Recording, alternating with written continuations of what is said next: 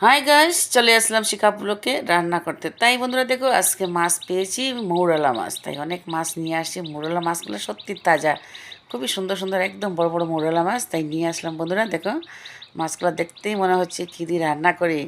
তাই এবারে কী দিয়ে রান্না করবো বন্ধুরা তোমাদেরকে দেখাচ্ছি, তোমরা সবাই দেখতে থাকো। মাছটা প্রথমে রেডি করে নিই, ধুয়ে কাটিয়ে রেডি করে নিই, তারপরে কী দিয়ে রান্না করছি তোমরা সবাই দেখবে বন্ধুরা।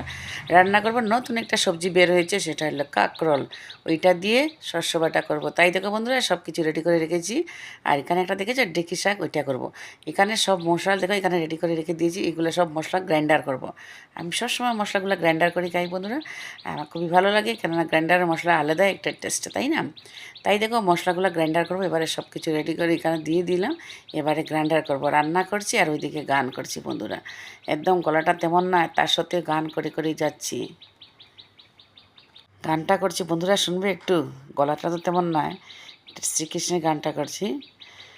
যশোদতি নাই আছে ভোলে নন্দলালা, যশোমতি মাই আছে বলে নন্দ লালা, রাধা क्यों गोरी मैं क्यों काला, बोले मुस्कुरा है मैया सुन मेरा प्यारा, गौरी गौरी राधिका की नैनी का जिराई, बोले मुस्कुरा है मैया सुनी मेरा प्यारा, गोरी गोरी राधिका की नैनी का जिराई, कालो नैन बाल में ऐसा जादू डाला इसीलिए काला, बोले मुस्कुरा